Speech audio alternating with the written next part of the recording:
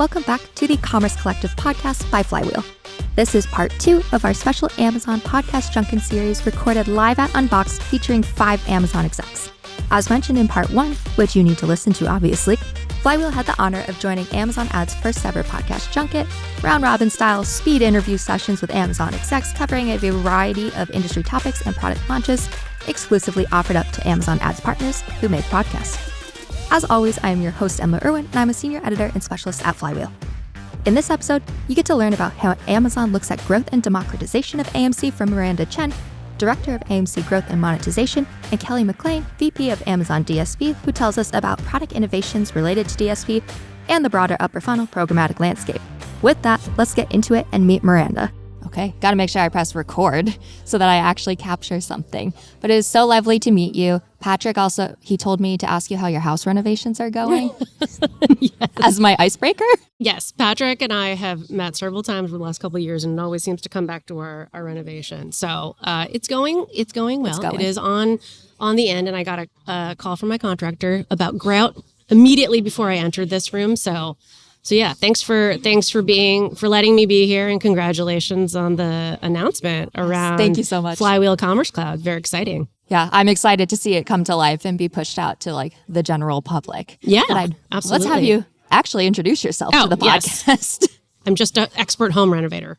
Will you give me just your name and your title, a little bit about your role?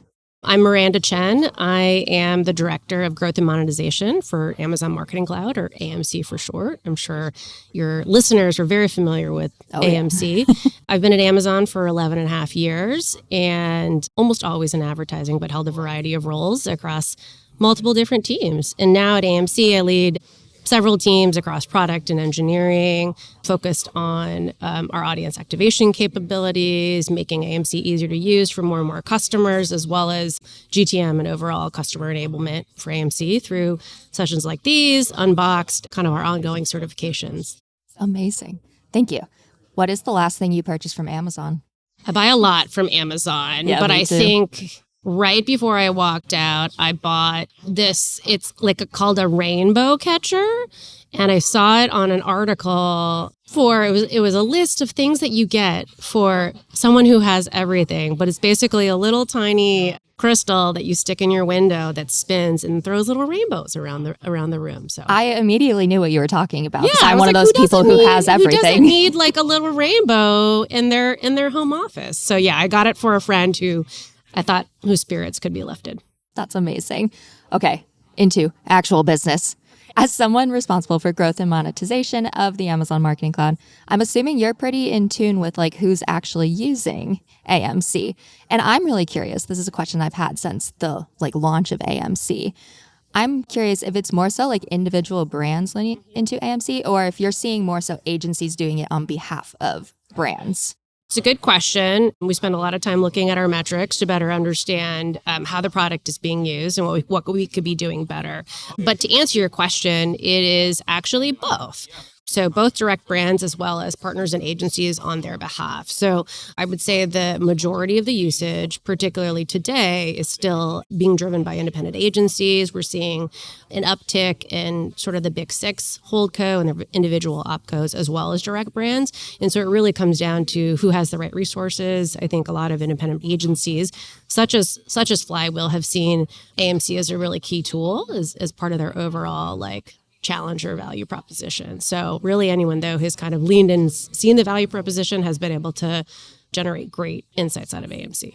And you mentioned part of your role has to do with increasing adoption of AMC. What are some of the maybe even product launches or announcements that have come out of unBoxed that have to do with increasing adoption of AMC? One of the things we announced today was AMC Template Analytics. So Emma seems very excited about this. Well, listeners. That's what I wrote it in my notes, and I was like, I hope she says this. Yeah, so it's something we've been working on for a while. And basically we've taken a handful of our most popular queries and then created templates so that customers who don't actually know SQL can just enter like a simple array of inputs and then be able to generate the insights. So, it's actually only our first step towards making things easier. We want to invest in more point-and-click solutions to enable other personas who don't know SQL to better use AMC. But we see it as a key first step in effectively democratizing insights the power of AMC to more and more customers.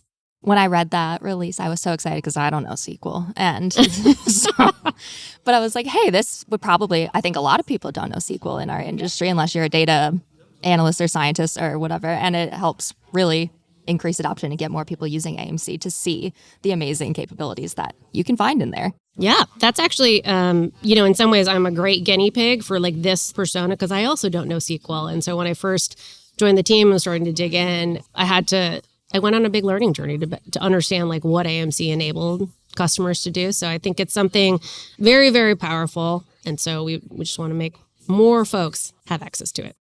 Amazing. I'm curious, when you're in your role looking at AMC, what sets AMC apart from other clean rooms? It's a good question. I would say a couple things come to mind.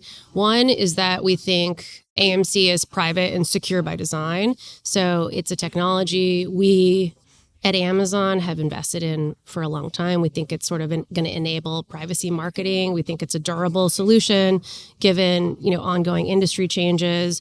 We think it provides power to the advertiser because they own their own signals within their instance. But at the same time, we want to enable advertisers' choice to be able to use a variety of their third-party partners to work with AMC. So we've got integrations with, several customer data platforms. If, an advertiser wants to bring their own first-party conversions, so whether it's product catalog data, is it direct-to-sales conversion, stuff like that, to be able to better understand, generate insights both on their first-party data as well as Amazon signals to understand what's driving what results and what's the power of Amazon ad spending on, say, driving foot traffic into their store. So I think that's probably been the key, and we continue to invest in the technology. I have one more question for you that's businessy. I'd love for you to tell me a little bit about, it's amazing I have a job, AMC lookalike audiences. I do my best. Yeah. So we announced AMC lookalike audiences today, which is exactly what it sounds like. It's the ability to create similar audiences based on an AMC seed. So we launched rule-based audiences earlier this year where customers could take an insight that they were generating from AMC, then actually activate that audience directly into the DSP and then see those results. And then lookalike audiences takes that seed one step further. So advertisers can choose from a series of levers, like what size is their audience, what should their seed be, how relevant do they want their audience, and then actually use AMC to generate a more expansive audience to find more and more customers that are considered alike. So Group M worked with the Colgate brand Irish Spring. This is like an old school soap. And they created a lookalike audience off of the top 10% of their spenders. And they saw 21% increase in ROAS from that audience. So it's exactly like that holy grail, generating flexible, privacy safe insights across like a combination of first party and third party signals to reach more customers. Amazing. Okay. Last question for you. What are you looking forward to the most out of the rest of Unboxed? Well, tomorrow I have another panel about Amazon Marketing Cloud and actually accelerating business outcomes. So I'm going to be talking on stage with two of our large enterprise marketers, direct brands, Cox Communications, as well as Procter & Gamble. And each has taken a different approach to their journey with AMC and driving really, really great outcomes. So Cox is obviously one that doesn't sell in the Amazon store, but has leveraged their own first-party signals at scale to drive efficiency and better answer questions that they couldn't before. And then, P&G is obviously a brand that sells a lot of products on Amazon, including to me, and has really leaned into AMC for a lot of their marketing objectives. Thank you so much for your time and being willing to participate. This is so exciting. Thank you so much for having me. It was really a lot of fun. And last, but certainly not least of my 5 interviews with Amazon, let's talk to Kelly about DSP and what her team is up to. Hi, I'm Kelly McLean. I support our Amazon demand-side platform at Amazon, and I'm excited to be here with you today. Perfect. Thank you. What is the last thing you purchased on Amazon? Really good question. So I have 3 girls, and my youngest is having her 5th birthday tomorrow. So I bought these enormous Frozen life-size balloons. She loves Frozen, so. Yes. I love Frozen, too. I do, too, actually. Iconic movie. It is. I agree. Okay, so focusing on your role as VP, Amazon DSP, the line I was given about your role is that you're driving growth in the advertising industry, focusing on Amazon's ability to combine its signals with advertisers, helping brands reach new prospective customers to efficiently drive sales at scale, and grow their business. I got it all. It rolls off your tongue, right? Really easy. Okay, so I'm kind of curious on the product side, and this is a relatively simple question, but not everyone understands DSP. And so I'm wondering, can you help someone who's not in product, not entirely familiar with DSP, understand what focusing on combining Amazon signals with advertisers actually means? Like, what does that do? Very good question. So I think as we think about where we're at today, right? Marketers have so much data and they have their CRM data, so any email information or any information they have about their customers. And then oftentimes marketers will layer that on with what we call third-party data, right? So additional data that they may buy in the industry. And then there's Amazon signals, right? So Amazon, it has a variety of different signals from what people are buying, browsing, streaming in a privacy-safe way. And what's happening is that marketers are struggling with how much data and signals is available in the market and what to do with that and how to activate that with their advertising. And so what we're excited about is really leveraging all of these signals, providing marketers with the ability within Amazon Marketing Cloud, backed by AWS technology, to simplify all of the complexity, understand more about who their customers are by leveraging all of the great signals that Amazon has, and then make it really easy to activate and deliver ads to people that they're trying to reach and new audiences they're trying to reach via the demand side platform. Does that make sense? And it did make sense. Okay, I'm following. perfect. I'm tracking. I know you That's are. usually the bare minimum. So No, not at if all. I understand, most people do. Okay, I'd love to talk about some of the product launches related to DSP and your role, and something that one of the press releases is for the Amazon Publisher Cloud. And I would love for you to tell me about that, because not only was DSP hard for me to first understand, but then you throw in the publishers being able to input data into a cloud and layer it onto multiple other things. Can you help me understand Amazon Publisher Cloud? Definitely. So Amazon Publisher Cloud is a new clean room technology that's built on top of AWS clean rooms and powered by Amazon Ads to basically help publishers combine any first-party signals that they have about the audiences that might be visiting their site every day with all of those secure signals that Amazon may have, right?